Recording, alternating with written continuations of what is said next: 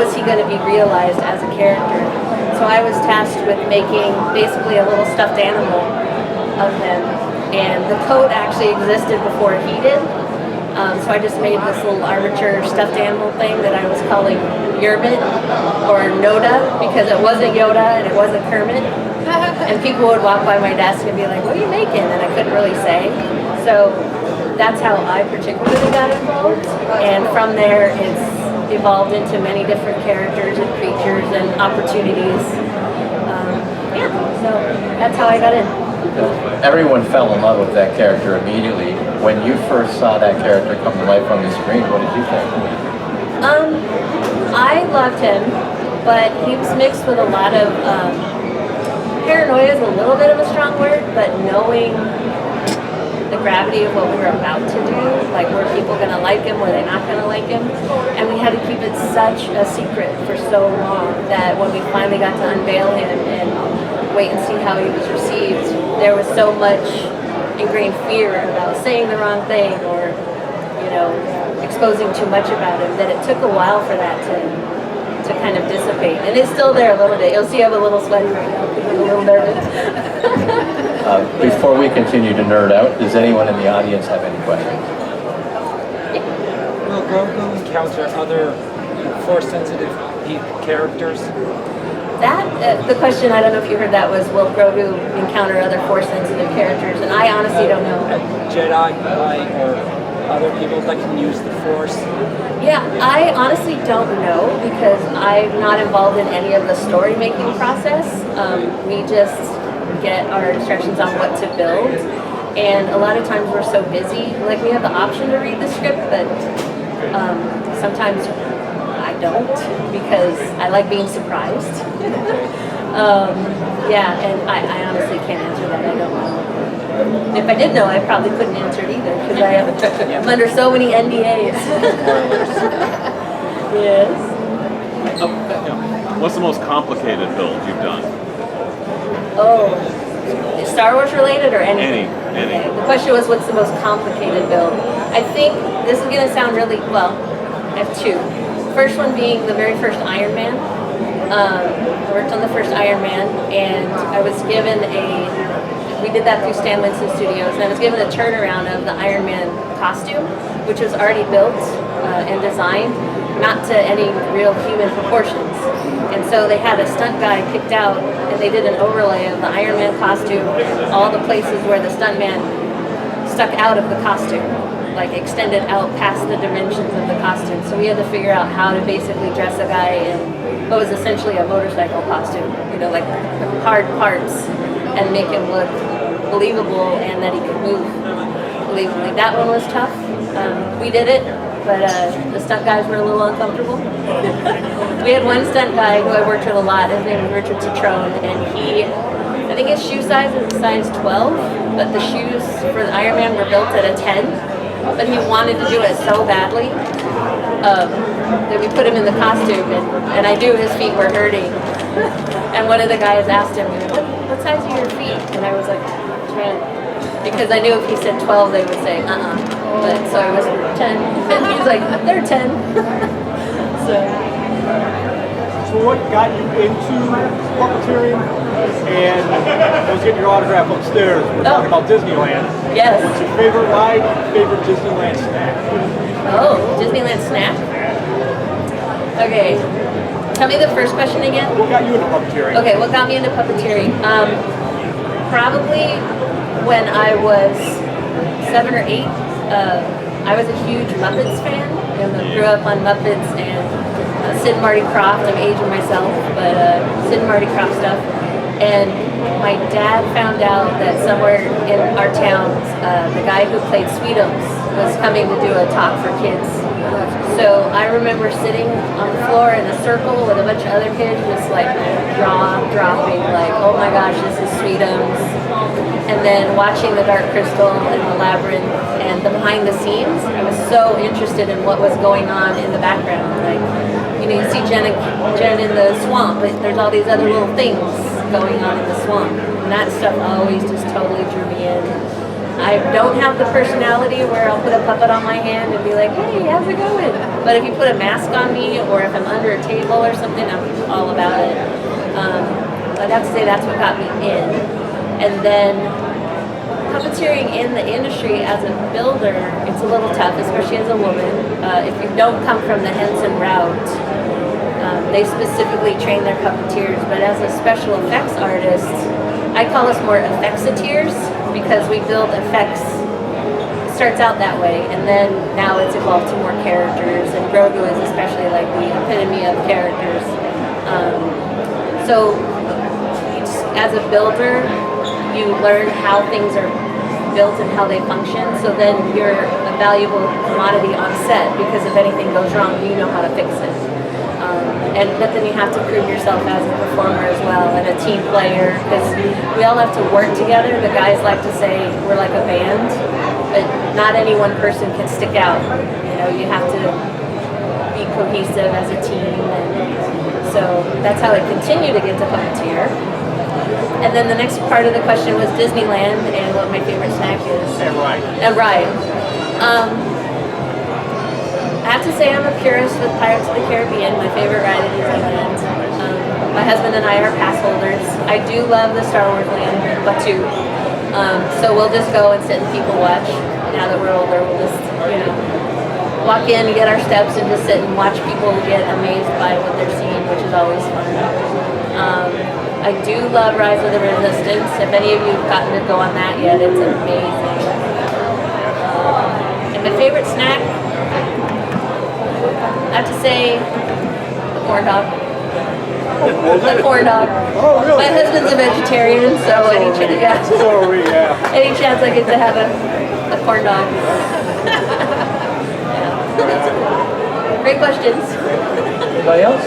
So, Sorry, go ahead. I was just gonna say, so where did you go to school and like what was your courses in? So I grew up in the Inland Empire, Southern California, and makeup schools were just kind of starting out. Like there was always the Dick Smith makeup course, but there was a little local college that did a 6-month makeup course.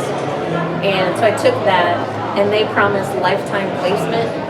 And after taking the course, I realized what that meant was they would always get you a job in either a makeup counter or a mortuary. Yeah. So, but in that, they also said to go and volunteer at film schools. So flyer on the weekends at film schools to do makeup and prosthetics and whatever for people at UCLA, USC Film School doing their projects. So I did that, and from there I met an actor named Arturo Gil, who happens to be a little person. We became friends, and he introduced me to a special effects shop where I went and interviewed and started working there. So that's how I got into the industry. And it was all networking. After learning, but I don't want to say it's fake it till you make it, because you do need skills and ability to jump in and learn things and all that kind of stuff, but it is about seizing every opportunity that you have and making the best of it. I remember when I got hired, calling a friend and saying, wow, it's like I'm getting paid to go to art school. I got paid $50 a day. For some reason, there were 36 hours in a day instead of 24. So I'm not quite sure how that worked out. But yeah, that's how I got in. Yeah, and then you had a question. I was just saying, did it feel really great when you created the puppet so realistic that I feel like I heard a lot of actors, they would almost like more talk to the puppet or want to reference the puppet instead of forgetting there's other people actually puppeting, that they would actually be more emotionally invested in it and actually interact with the work, Yeah, that is a magical thing that happens pretty much a lot of times when you build something successfully. And it's always such a huge team that's a part of it. So there's just a magic that comes along with that people you just can't escape it. And the one thing that we do specifically with Grogu, or anytime we're on set with any of our animatronic puppets, if they're turned on, we keep them alive. They're always moving, and people don't realize that sometimes, but we're also practicing during that. We're practicing subtle interactions, you know, that sometimes one of the things that drives me nuts is there's so much technology on set now, and our animatronics are radio controlled. There's a lot of information flying around, so sometimes one radio will drop out, so one feature will go wonky, but not the other one. So we're constantly testing and making sure that things are working. It's kind of for our own sense of security too. But yeah, people definitely get drawn in.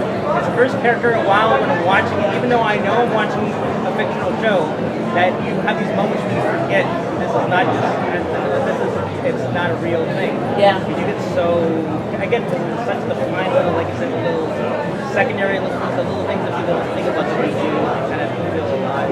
Yeah, and that's one thing about like Grogu and the more sophisticated animatronics we work on now. Each person has a couple of features that they're handling on their radio, so and everybody brings something special or nuance to that.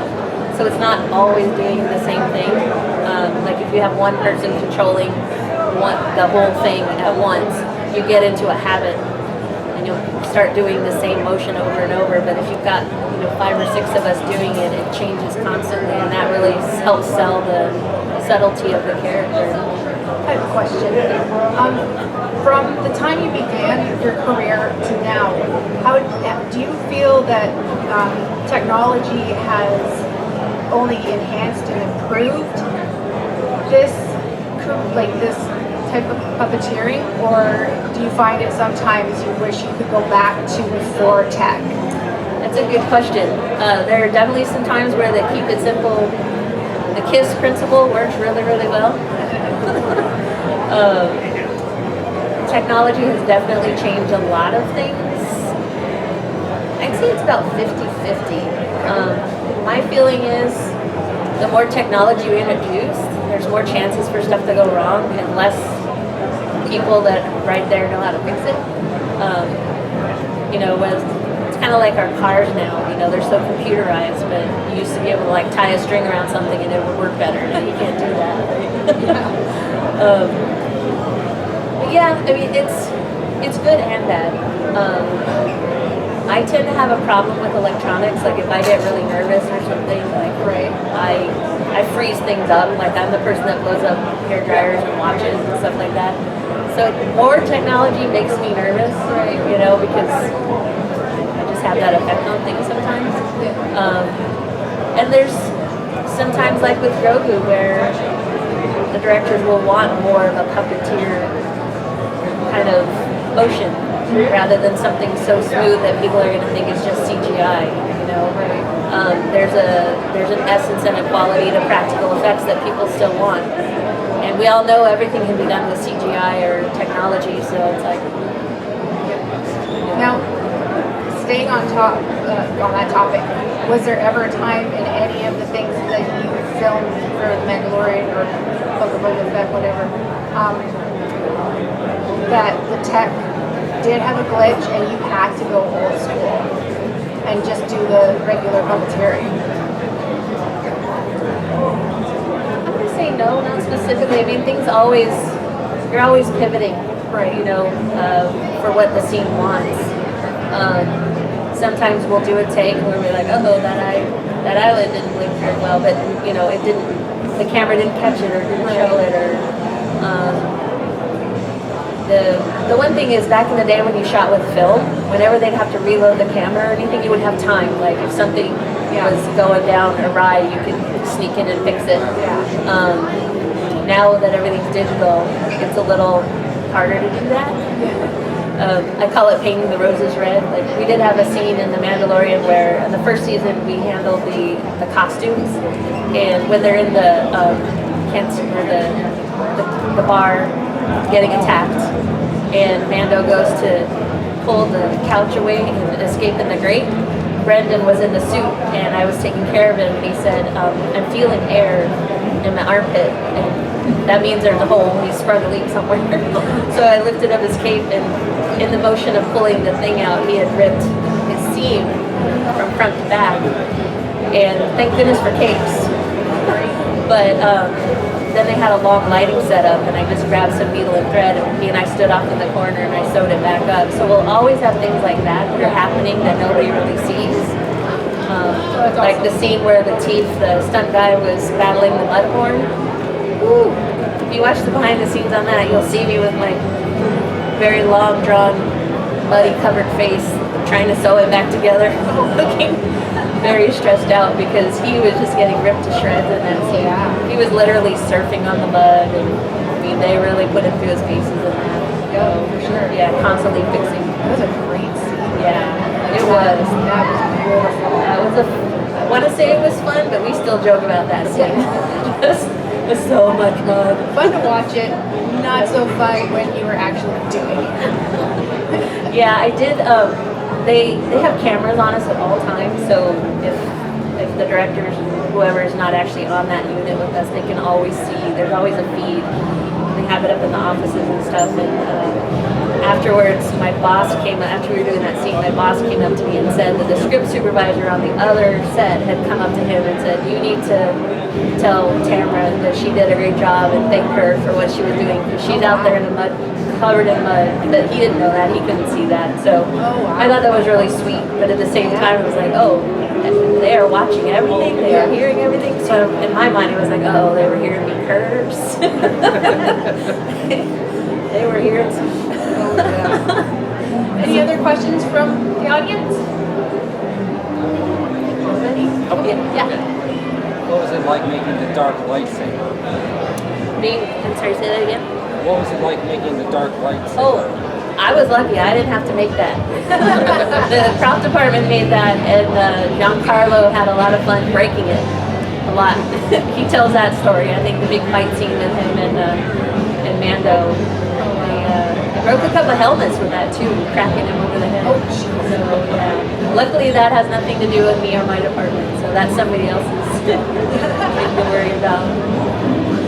Where will be getting that helmet? I have no idea. Yeah, no idea about that one. I have to say I've seen fan art, and I vote for no helmet. Just me personally, just as a fan of him, and He's too cute. he's cute. He's too cute to put a helmet on. Yeah, and those ears. Yeah, I don't know how you would work around the ears. That's a problem. What was it like, or has been like, working with Jon Favreau? I love him. He's amazing. So you have to forgive me for getting the timing, but I worked with Favreau on Iron Man and Zathura.